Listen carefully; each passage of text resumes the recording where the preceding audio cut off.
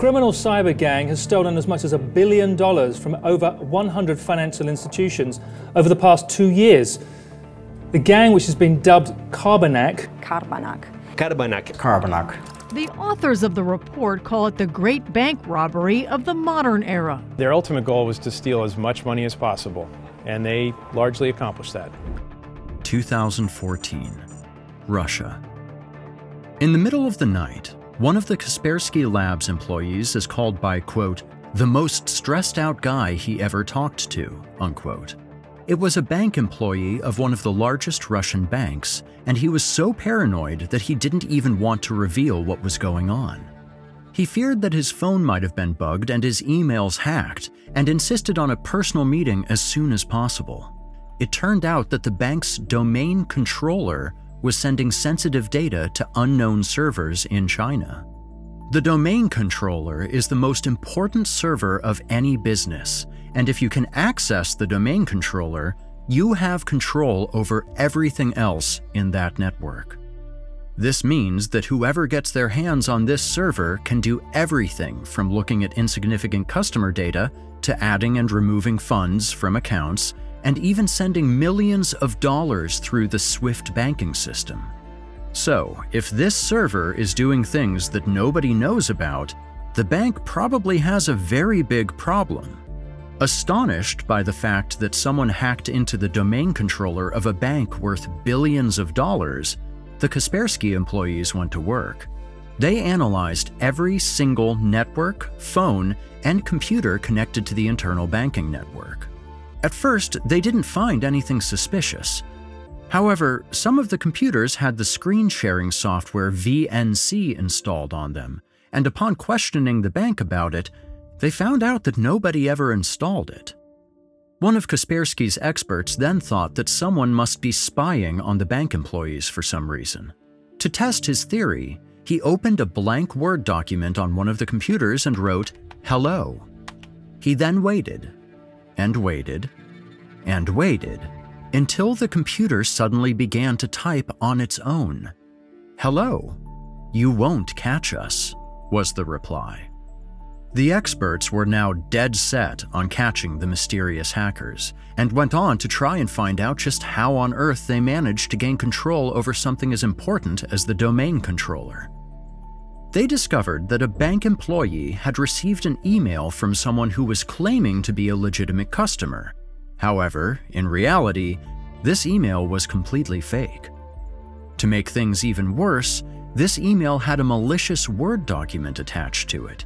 The hackers had infected the file with their malware, and once the bank's employee opened this document, the malware activated itself and installed a VNC backdoor on the computer. This is what is known as a phishing attack, or to be more specific, a spear phishing attack. In these types of attacks, hackers try to look as credible as possible by creating emails that mimic real people or businesses. These emails usually have an infected file attached to them, which can be anything from a Word, Excel, or PowerPoint document, and in some cases even images or video files. Once they successfully infected a computer, the hackers could now remotely watch and control the machine. The attackers then used this infected PC to infect the rest of the machines connected to the network, and to search for the administrator's computer. This is where the next phase of the attack begins.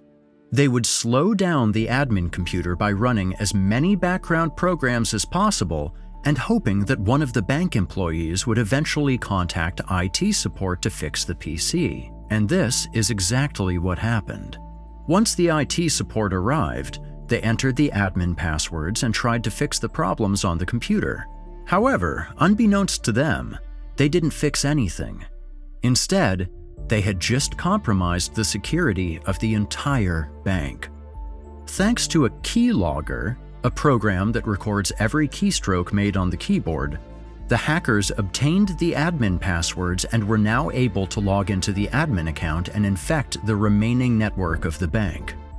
The hackers now had access to absolutely everything, and this is where Phase 3 started. They would spy on the employees for months until they knew how they operated and what protocols they followed. They were basically a shadow employee, silently watching and recording everything the bank was doing. Once they knew about all of the protocols the bank employees followed, the robbery started.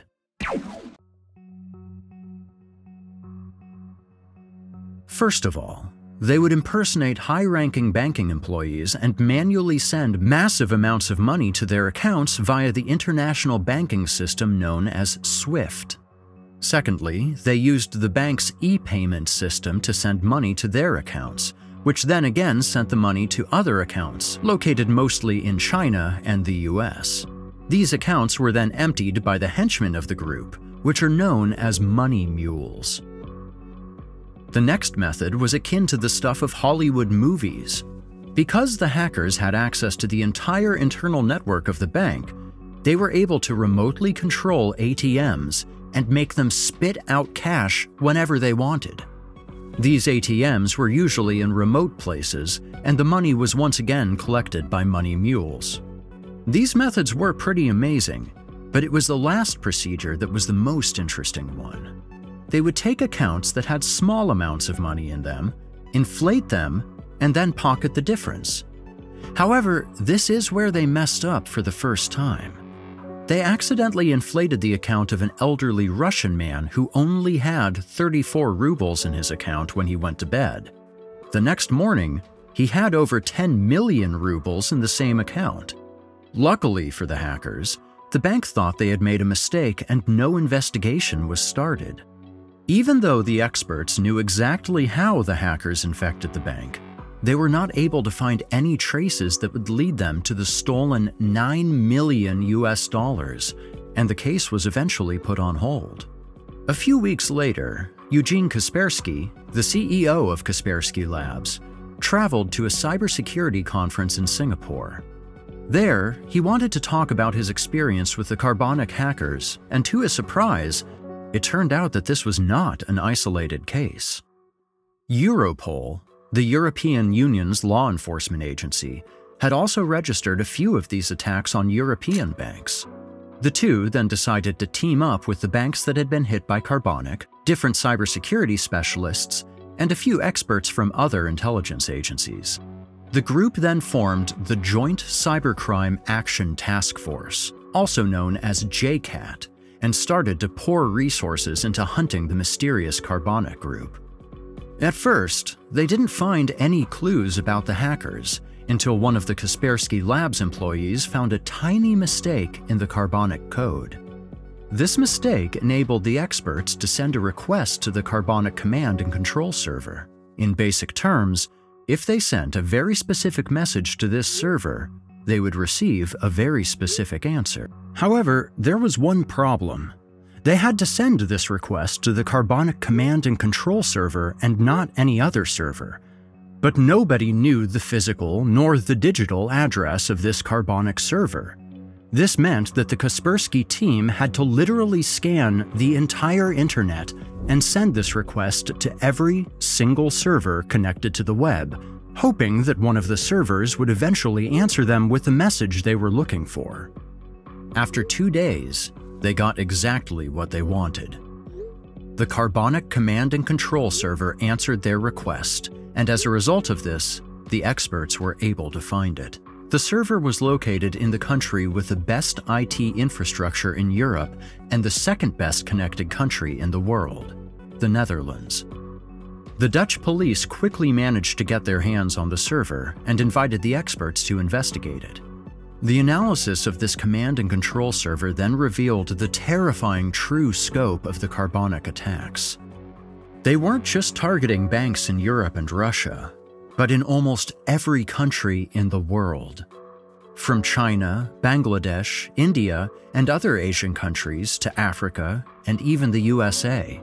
The U.S. is under cyber attack as federal officials warn that a likely Russian-based hack has penetrated deep into U.S. national security infrastructure. The breach is widespread, and there are growing concerns tonight about what may come next. Without anyone noticing, the Carbanak group had been infiltrating hundreds of financial institutions and stolen over $700 million US. After this incident, the investigation got a lot more serious. The JCAT task force began to cooperate with other intelligence agencies that were also searching for the same criminals. These included organizations such as the FBI, CIA, Romanian, Russian, and Moldovan intelligence agencies, and many more. As the experts got closer to the Carbanak group, they suddenly disappeared. The hackers went silent for a few months, only to return and commit the biggest mistake of their hacking careers. Taiwan, 2016. The cybercrime group was back to business as usual, but two of the money mules were inexperienced and would cause a massive problem for the Carbanak group. While they were retrieving money from some hacked ATMs, an unsuspecting local Taiwanese resident approached the bank to also get some money. As the resident approached, the two money mules got so nervous that they left as quickly as possible and forgot a stack of 60,000 NT dollars in the ATM. Surprised about the strange behavior of the two men, combined with the fact that they left a decent amount of money behind, the resident decided to alert the police. The Taiwanese police then watched the CCTV footage of the ATMs and immediately realized that something was off. They acted incredibly quickly, and before the criminals knew it, the incident was all over the news. The first bank reported that over 70 million NT dollars was withdrawn illegally. The withdrawals were made in both Taipei and Taichung across 34 ATMs and 20. To make matters even worse, the police had over 500 officers going through all of the CCTV footage they could, and they eventually tracked down the address of the two men. The competence and unbelievably quick actions of the Taiwanese police then led to the identification of 22 suspects. Most of them were Russians, and the rest were from Eastern Europe. The Carbanak group was now in big trouble, and even though 19 of the 22 suspects had already escaped Taiwan, 3 were still there, alone, in a country that was hunting them and with millions of dollars in cash. One of the remaining suspects was a Latvian man known as Andreas Perigudovs. He was the alleged leader of the operation, and after he saw his face on national TV, he quickly decided to cut his ties with the money. He went to a mountainous area near Donghu Park in Taipei, hid 2 bags full of cash, and proceeded to travel to the Yilan province. The other 2 remaining members of the gang were still in Taipei and decided to store their part of the stolen money in the luggage lockers at the Taipei train station. Only a few hours later, 2 men arrived from Eastern Europe, picked up the luggage, and calmly went back to their hotel. What they didn't know is that hundreds of police officers were watching them through the Taiwanese CCTV camera network. Once they arrived at the hotel and left their luggage in their room, they went to have brunch in the hotel's restaurant. This is where the police finally took action and arrested the 2 men. In a perfectly coordinated operation, the police also captured Andreas Perigudovs on the same day. The Taiwanese police had done what nobody else could, and even though the arrested men were only henchmen that didn't know much about the Carbanak group's leaders, the Taiwanese authorities managed to make the first arrest in the Carbanak case. This is where the manhunt for the leaders of the group begins.